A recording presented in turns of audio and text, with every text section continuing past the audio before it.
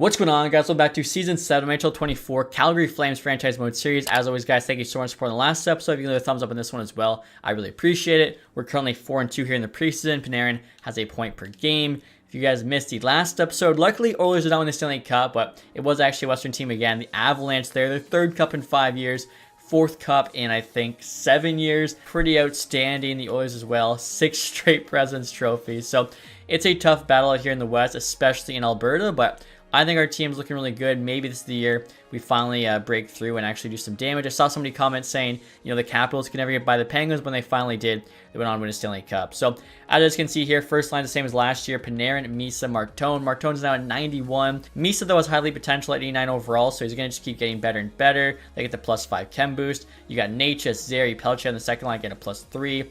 Irwin here on the third line with Iginla, Seneca getting a +1. Iginla's actually got elite potential now, up from high top 6, so that entire third line is medium elite, and they're all like early 20s, so they should be nasty. Fourth line here also looks pretty good. Hanzek, Hemming, and Iginla. So I now have the Iginla brothers in the NHL, which I think is pretty cool. Defensively here, Anderson, Sires top pair getting a +5. You got Dupont in the second pair now with Serdichev, and then bomb pairing there, Silayev and Konyashkov. So we traded Perek for Silayev, as we definitely needed more to stay at home guy. 6'7".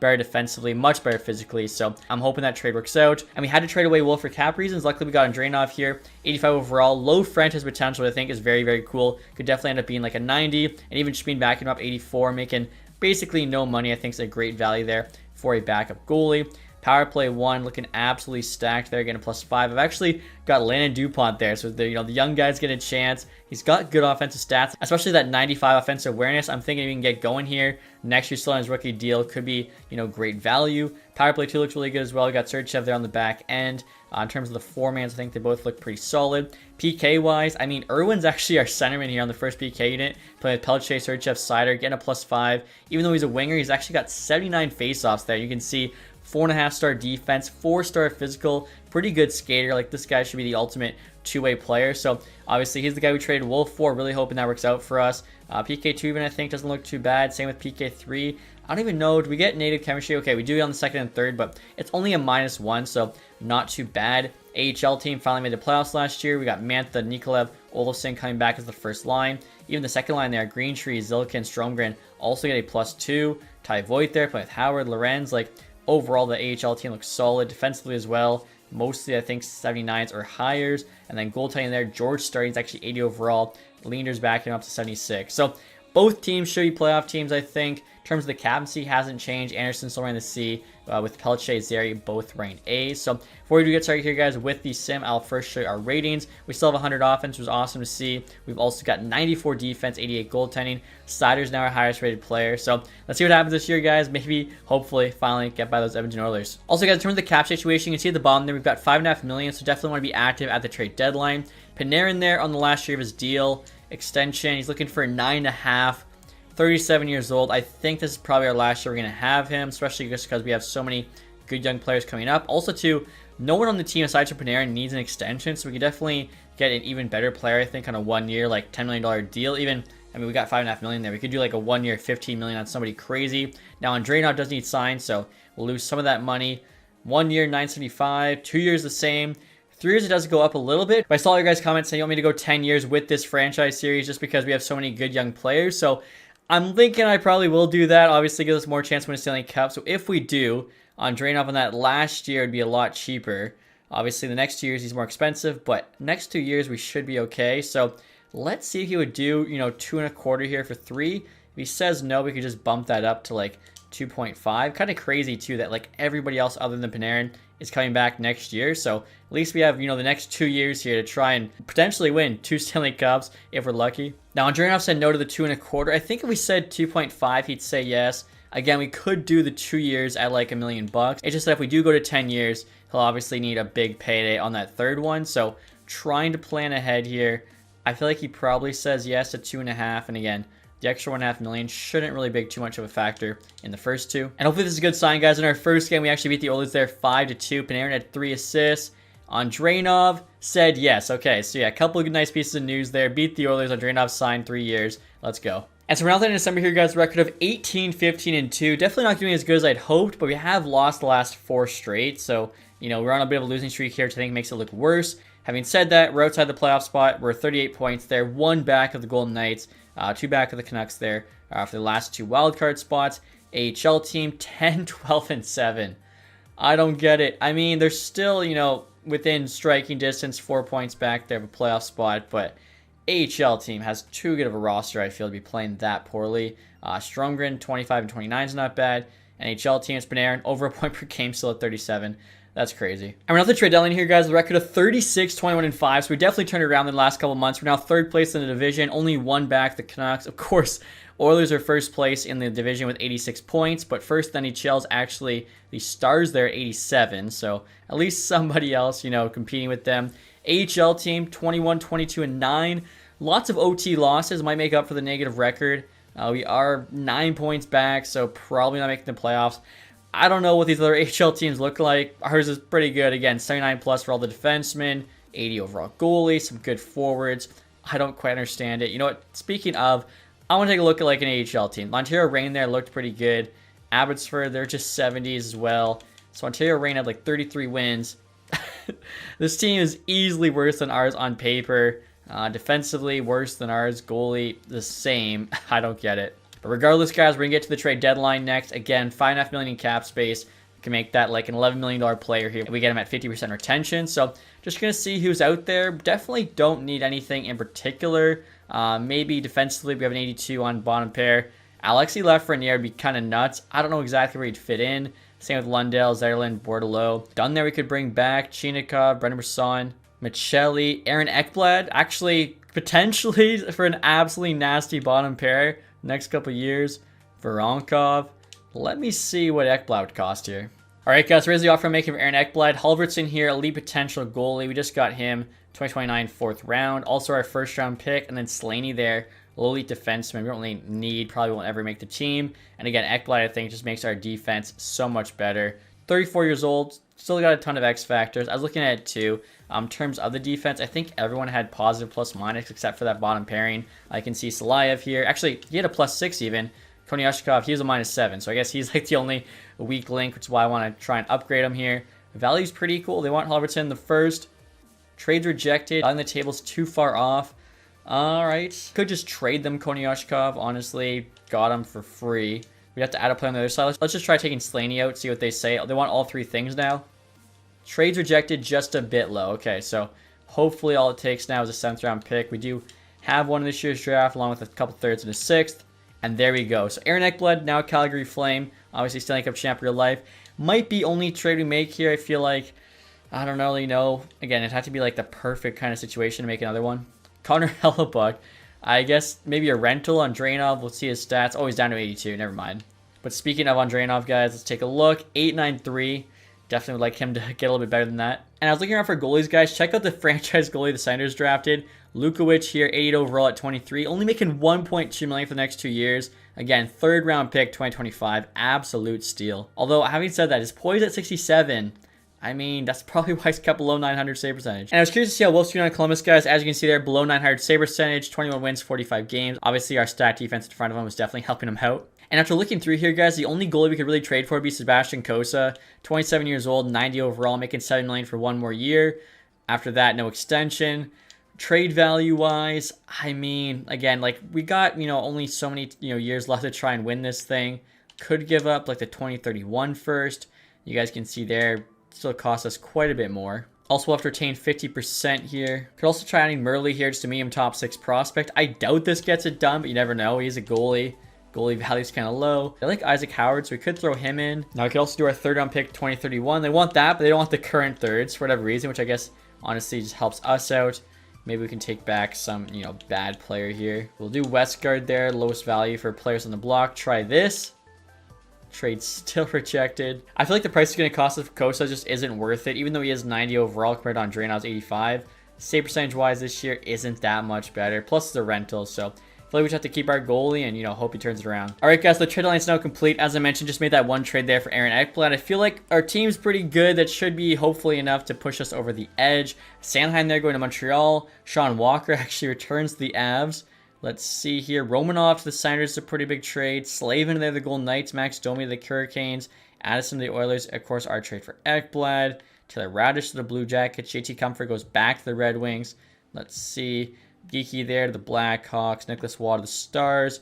Gustafson to the Ducks. Okay, so nothing too crazy here. I think ours honestly might have been the biggest trade, aside from, I guess, yeah, Slavin. All right, guys, after the trade deadline, here's an updated look at the team. Forward group hasn't changed, although TJ Gillen's actually an 88 now, plus he added the Big Rig X Factor, which is pretty cool. Now, defensively, decided to switch it up a little bit. Ekblad's in the top 4, as we actually get a +5 on the entire top 4, so pretty nasty. Even though DuPont goes down to the bottom pair, I still have him playing on power play 1, plus 4-man power play 1, so I feel like his ice time should be pretty solid. And again, you look at that decor, like, come on.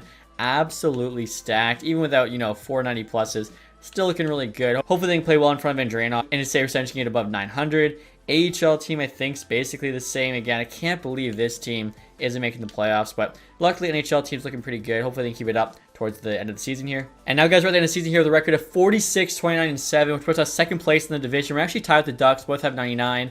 Oilers there get first place with 105. Stars, though, and the Avalanche finish ahead of them in the league. Same with Maple Leafs there, and the Devils. So maybe finally somebody can kind of dethrone them. AHL team ended up having a positive record there, 31, 26, 11. Unfortunately, 73 points. I mean, they're only 2 back of the final spot. There's a chance they could get in. They'd probably have to at least win 3 of the next 4. Nikolov there, almost a point per game. And then we got Panarin there, 92 and 82. Wow. So, again, I can't believe he's still doing so well at 37, but I just can't risk it. I feel like he's going to fall off a cliff here soon. Don't want to be paying him $9 million when it happens. Actually, already 38. Jeez. Behind him, Martone, 41 goals, 78 points, looking pretty solid. Zeri, 66. Same as Seneca. Wow, big year, 64 points. All right.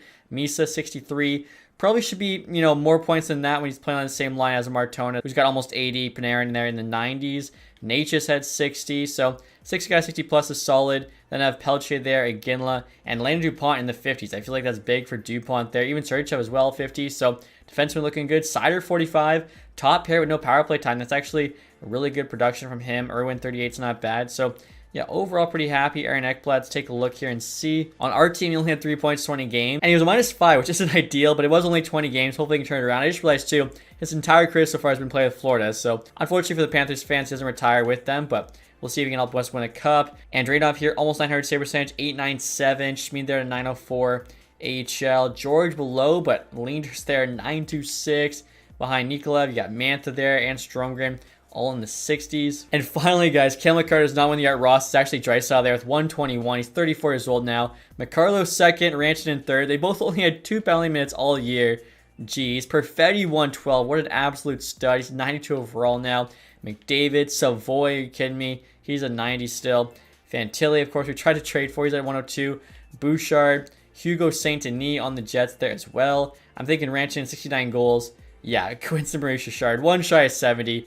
You'd hope that'd be enough. Now, defensive scoring here, guys. Obviously, McCarr leading the way with Bouchard behind him. So, really no change there. Those 2 guys are just the best defensemen in the league right now by far. Coscarante on the Devils, 90 overall goalie. Elite potential, was drafted 5th round 2024. He had the most wins. That's pretty cool to see. Save percentage is actually Nabokov, though, on the Dallas Stars. The 922. He's 87 overall. The low franchise potential. Also, cool to see some of these new goalies. Goals against here, Nabokov, 39 wins. You'd think he'd win the Vezina. We'll have to wait and see. And then rookie skaters here, guys. Vigo Bjork on the Capitals, 76 points. He gets first. Wasselin, Ekberg there, following behind him. And Irwin here is actually at the bottom of the first page, playing third line. I don't think that's too bad. And in terms of the entire league here, guys, Dallas takes on the President's Trophy, followed by the Devils, Avs, Leafs, Oilers. We come in 8th there again, 99 points. Kind of sucks. 1 shy of the 100. Boston and Philly get in. Minnesota Canucks kind of get screwed. And then last place in the league. Wow. Ottawa Senators, 56 points. That is tough for Sens fans. You make 3 Stanley Cup finals, lose all of them, and now you're getting last place. That is rough. Jets there finished first in goals 4. We got 4th, though, so it's pretty solid. And then goals against, the Devils were the best. We actually had the 5th best goals against. Even with Andreanov's lackluster save percentage, we're still top 5 in goals against, so really, can't complain too much. We were, number 1 in the league last year is the Wolf, but could not keep him to the cap. So next you got to take a look at that Ducks roster, see what they're looking like. So look at the Ducks roster here, guys. You can see they still have Zegras on the team, playing with Carlson and Kovalenko on the first line, connecting down the second, playing with McTavish and Gauthier. Then have Berard, Wozniak. Hopefully I said that right. That is a tough name. Demidov on the third is interesting. Ruck, Gaucher, McConnell, Barker. Defensively here, Zellweger, Hellison, Leno, Mintikov, Vukojevic, Brandstrom. So they just have like the top 4 that they currently have in the system. Goaltenders there, Gustin starting, Luukkonen backing him up. So I think overall, definitely our team's better on paper, but don't know with the playoffs. It's always very up and down, unless you're the Oilers, in which case you beat us every year. But we do have the home ice advantage here on the Ducks. First 2 games in Calgary, 3-1 loss and a 4-1 win. All right, you know what? 1-1. I'm fine with it. Head to Anaheim now. 5-3 loss and a 3-2 OT loss. Wow. So, can we beat them Game 5? We do not. Another 3-2 OT loss. Are you kidding me? So, lose to the Ducks round 1. I thought our team was much better on paper. AHL team here, unfortunately, lost 3 of their last 4, so they did not make the playoffs. And we finally have a Stanley Cup champion from the East. It's the Philadelphia Flyers there. So, wasn't Edmonton, wasn't Colorado for the first time in a while. Chicago there just from 7-1. And then Seattle from 4-2. So, we'll take a look at the playoff tree, awards, everything else. Martone point per game in the playoffs. Good to see. Again, I don't really know what happened. I feel like our team definitely underperformed in that first round. I mean, Zeri, Pelche, they were doing what they could. Let's see. Panarin, 2 goals isn't bad. Like, can we really blame anybody? Misa, 2 assists. Probably want more there from your first-line center. Goaltending here. And Drainov actually had above 900 save percentage, which is better than he had in the regular season, so can't really put it on him.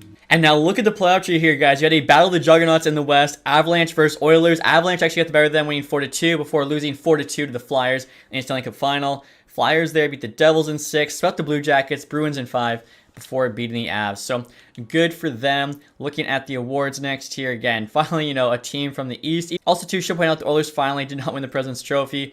Individual awards, though. Draisaitl there got the Art Ross Trophy. Also got the Hart. McCarr, James Norris, 4th straight year. I also got the Lady Bing the 4th straight time. He's probably better than Bobby Orr at this point, right? Like, I don't know. It's insane. Bjork there, Calder. Drysdale, Conn Smythe. That's pretty cool, obviously. Making everyone say that, he was the worst player in the Cutter Gauthier trade. Think twice. Coscarante with the Vezina, along with William Jennings. You got Asplin, Bill Masterton. Jets coach Jack Adams. Will Smith there with the Selke. Draisaitl, Ted Lindsay, and then Rantanen and Maurice Richard. AHL Award, we saw the Rocket won it. I'm not really sure. Kenny Connors there got most points. Also had MVP. Noren in there, most goals. So Snyder's were just nuts. Pitt there, best rookie. McIsaac, best defenseman on the Iowa Wild. Interesting. Kidney, MVP of the playoffs. Connors also had sportsmanship. Pellick now in the AHL.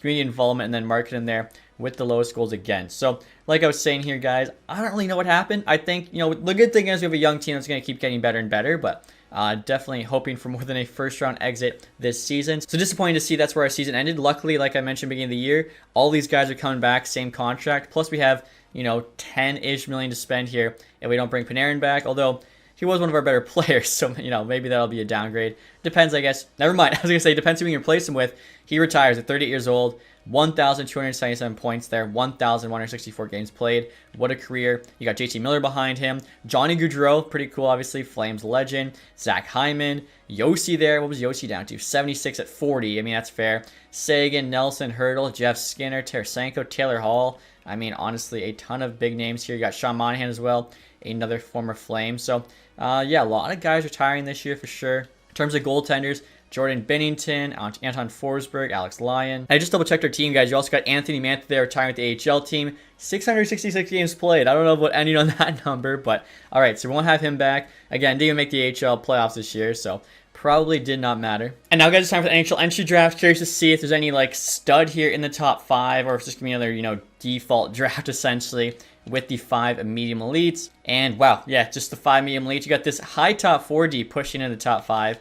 Interesting. Taking a look here at gems. We got a few. Wow, medium elite goalie there. Going to go 7th round. Love that. Low top 4 is honestly not even worth a late 2nd. Low top 6 in the 3rds. Also debatable. Medium top 6. Okay, it's not a gem or anything. I was going to say in the first round it's kind of not great. American goalie could be high elite. Could be high starter. Going to be a 3rd round pick. Probably worth taking a chance on if we have a 3rd, which I believe we do. Couple of guys there, chance to be elite. Another one's a goalie. So we're basically just drafting for value because, again, we don't have too many years left. So the player we draft probably doesn't have a chance to make the team. Good chance that guy's a low elite, though. And so I'm just assuming to our pick here, guys, in the 3rd round. Take a look there at the 1st. You got 80 overall, 1st overall pick. A couple 78 medium elites. 77 by the Penguins. And the St. Louis Blues there messed up and missed out on Lavin there, the elite player. That is tough. I don't know what their scouts will be doing for that to happen. But with our first pick here in the 3rd round, we can actually take that goalie in McNabb, who should be medium elite. I feel like we should be able to take everyone we have pinned, so we'll just take him. And he's a medium starter. Are you kidding me? And our next pick, guys, 89, so we should be able to get the other guy we have pinned. Actually, just really lucking out here with, our third-round picks being what they are. So, Rieger, good chance, or okay chance to be high elite. I think he's at least a high starter. He is a high elite goalie. Let's go. That's actually a nasty pick there late in the third round. Our next pick's 183, so we got to make a trade because we want to pick again before 95. Or actually, never mind. The other guy I had pinned is gone. Let me take a look here. I don't see anybody too great between our last pick and this one, so I actually forget his name already, but we really didn't miss out. So we'll just sim to our next pick here, guys. 183 in the 6th round. We'll take one of those guys we have going late. I guess next to go would be Festerini, guaranteed medium elite goalie. So all goalies this draft. Then we have actually don't have another pick, so let me see if we can trade in. So right here, guys, I'm offering the Senators Coyotes 7th round pick next year for their 7th this year. They say yes, which is kind of wild because they actually had the first pick in the 7th round. You think, I don't know, like there's no way that 7's as good, but if you remember, we actually got that 7th round pick as a stupid tax. The Coyotes didn't sign somebody. So with our last pick here, guys, we'll take Lalim, who should be low elite. And he is an enforcer as well. That's actually a pretty cool pick there. I think that does it for us at this draft. Didn't really make any trades because everybody's kind of under contract. All we're really looking to do is make a splash in free agency, sign, somebody with the 10 million bucks we're going to have. All right, guys, we're now at the re-sign phase here. As you can see at the bottom, we have just under 7 million in cap space. So I thought we'd actually have a bit more. Apparently not. Maybe I wasn't, accounting for somebody's contract. Again, luckily though, literally all of our players are under contract. Landon DuPont's now 87. That's awesome to see. Again, or you know what? It was Ekblad, I think. We brought in Ekblad. He did drop by 1. Iginla dropped by 1 too. Even though, I mean, he was playing third line, but he put up pretty good numbers, like 21 goals, 34 assists. I don't know. It seems pretty solid to me. But again, the only person we need to re-sign is nobody.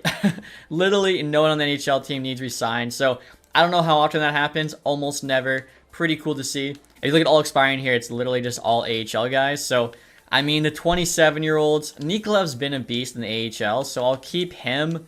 I think apart from that, Alexei there, it's quite a bit of money for low top 4. I never really understand that ask. You know what, guys? Stromgren has been with us since the start. I'll sign him here to, league min. I think the rest of the guys, though, just let go. All right, guys, so Nikolaev there said yes again. He's led the AHL team in scoring quite a bit. I'm looking at it, too. I think all we literally need is, one NHL forward and a couple AHL forwards. Both teams are set for defense and goaltending, so gonna be pretty quiet summer for us unless, I don't know, I get, the itch and make some absolutely insane trade. But, like I said, I don't really see that happening. I think the team hopefully just got unlucky this year. Wow. I mean, I wish we had 15 million. Jack Hughes, he almost never available for agency. 29 years old, 95 overall. That is insane. Jeez, speaking of getting the itch, I almost do I have to go and look at the money we have, see if we could trade somebody away. I thought we'd have close to 15 million too, but even if we didn't have Ekblad, it'd still only be 12. You got Saint Denis there, Fedorov there, Bergeron, Kavasha. I mean, honestly, lots of really good players. Most of them, though, are RFAs by the looks of it. Seth Jarvis, we could bring back potentially. We're just a little bit shy there of the money he wants. Alex Turcotte, 5.5, not bad either. Evangelista we could afford. Sam Bennett, I mentioned about being a super third liner, 86 overall. He only wants $4 million bucks. Definitely a playoff player. Look at all those X factors there. He's an option for sure. And Pollock here, guys, remember we had on the team, trade him for DuPont. He's now an 86, so definitely I think that was a good trade for us. Edward Sal up to an 86. I don't usually see him grow that much. That's pretty cool. Taking a look at goalies here to curiosity. Nabokov, 90 overall. RFA, he wants 12 million. Coscaranta wants 13. We were looking at both those guys, remember, at the trade deadline. Crazy ass. So definitely glad, we have Andreanov. Pretty cheap. Sogard, 85 overall, wants 1.5. I think that's really fair. Same with Augustine, there's an 85. Just kind of curious. Two-way goalies. There is an elite. Are you kidding me? McGillney. Was this guy drafted or undrafted? I think he just slipped through the draft. No one knew about him. We'll make an offer. And in terms of all skaters, you got Hemi Naho. Hopefully I said that. 25.77. Devil second round pick. So, like I said, we need a couple AHL forwards. He's a guy that, maybe could randomly get a spike in growth. Ethan Gauthier, 25.76. Medium top 6. Fisker Mulgard here. Definitely, I think we'll sign both of them. They've got medium top 6, so it's why not? Also, Nico Miatovic, Anaheim Ducks, second round pick, 2023. He's a 78 at 25. Medium top 6, could give him a chance too. You then have this dude here, low top 6, 48 overall. I don't know. The two low elites, in terms of value, should probably sign both of them. If we do this, though, we're definitely have to trade away at least a few guys who are a little bit older and don't have the value. Also, we sold that $7 million. I'm not exactly sure who I'm going to go for yet. And you know what, guys? I couldn't help myself. I want to make a splash here. I'm offering up Aaron Ekblad and Martin Necas to the Islanders for Oberg here in a second-round pick. Oberg's elite potential defenseman, 84 overall, but he's got 2 years left on entry-level deal. Very solid defensively. You can see good physical defense there, 4.5 stars. Again, I think he brings something to the team that we don't really have. Apparently doesn't really fit the lines, but he'll be playing third line, so hopefully it's okay. Ekblad, he's a slight downgrade on, but he is cheaper. And obviously, too, Ekblad, 34 years old, needs a new contract next year, so kind of preparing for the future here. And then Necas. My idea here is we can have the money to sign Jack Hughes if we do this. Worst case, hopefully we get somebody, similar rating to Necas with that money as like a, secondary prize. So we'll see what the Islanders say. Could easily take off the second round pick. Trades rejected. Quite far off in value.